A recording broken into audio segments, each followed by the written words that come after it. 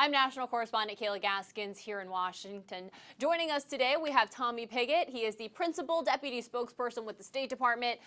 So, Tommy, big day for Trump's special envoy, Steve Witkoff, heading over to the Middle East to see the hunger that we've heard about in Gaza firsthand. What can you tell me about this trip and what is on Witkoff's agenda? Where is he going? Who's he meeting with? Well, President Trump has a humanitarian heart, and that's part of this trip, to see what is happening there and to also try to see if there's ways, as the president described, that we can get more aid to the people of Gaza without it being looted by Hamas. And that last part is key. Hamas is waging war against the people of Gaza. They have been by rejecting ceasefire deals, and it's a war zone that exists only because of Hamas. So it is that environment into which we are trying to get as much aid in as possible to the people that need it. So we're seeing the special envoy, we're seeing Ambassador Huckabee going to these sites, seeing firsthand, getting a sense of what's happening with their own eyes, in addition to all of the reports that we have. And then we're going to try to see, as the president described, further efforts to get food in. What we have been doing is supporting the Gaza Humanitarian Foundation, which has gotten 100 million meals to the people of Gaza without it being looted by Hamas. It'll never be enough in a war zone, but we're doing everything we can to get as much food as possible to the people that need it. When you see these horrific images of starving children, a lot of people tend to put the blame not on Hamas, but on Israel.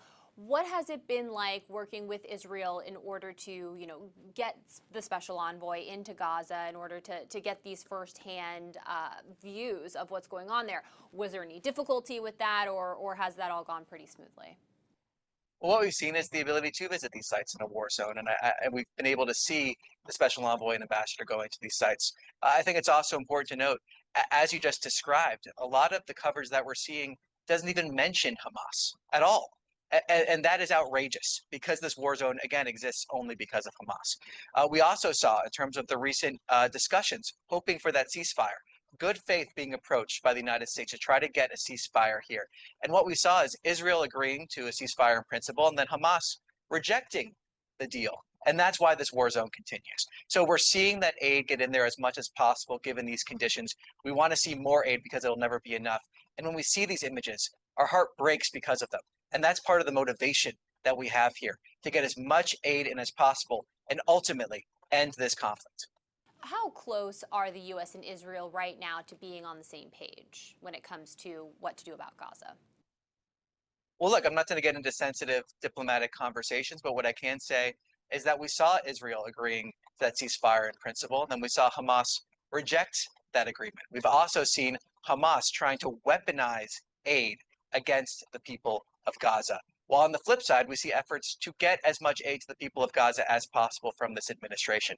So what we're seeing, again, is that contrast of a war zone existing only because of Hamas. We are seeing them denying the ability to get to a ceasefire, continuing this conflict, while on the other side, we see efforts to get aid into Gaza as much as possible and end this conflict. So that's what we're seeing here. And again, important to note, Hamas bearing responsibility for this. Is the Trump administration's first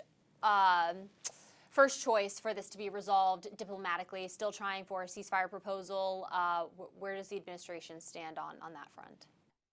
Yes, our ultimate goal is to try to end this diplomatically and end this conflict.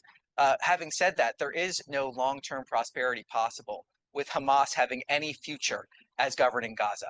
That is not going to be the case. Hamas cannot continue to exist. They have shown that with their barbarity again and again and again. But we have approached these conversations in good faith, trying to end this war. We have approached efforts, supported efforts, to get as much aid to the people of Gaza without it being looted by Hamas.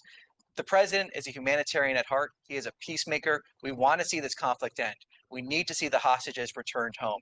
And we need to see a future where Hamas cannot continue to exist. Those are the goals in terms of our policy when it comes to ending this conflict. We are pursuing that in every avenue possible, and we will continue pursuing that in order to end this conflict, get aid to the people of Gaza, and release the hostages. So President Trump said after Steve Witkoff does his work in the Middle East, he might head over to look at the Ukraine-Russia conflict. What role can he play making a difference between Ukraine and Russia right now? What kind of difference can Witkoff make? Well, ultimately, this is up to the parties. We need to see the parties come to the table and have discussions in terms of getting to that ceasefire and then that long and enduring peace. It's a credit to the leadership of this administration that we have seen examples where the two parties have come to the table. Our policy on this, again, has been clear: ending the bloodshed. That has been our priority. And President Trump has been very clear, very transparent in terms of how he views recent actions from Russia, in terms of the deadline that he has set when it comes to additional actions he may take against Russia. So he's been incredibly transparent. We need to see action and not words. And ultimately, we need to see those discussions happening. Again, our primary driver here being ending the conflict and stopping the bloodshed. Ukrainian President Volodymyr Zelensky has said it's time for regime change in Moscow. Where does the administration stand on that front? Or where we stand is ending the bloodshed in this conflict. That's where our focus is. I'm not going to comment in terms of what the President Zelensky just said there, but what I can say again, ending this conflict, bringing the sides to the table, making sure that we're stopping the bloodshed. That is where our focus is, getting these sides to the table, ending this conflict, and making sure then we can have long-term peace and prosperity for everyone in the region. All right, Tommy Pigott, thank you so much. Thanks for having me on.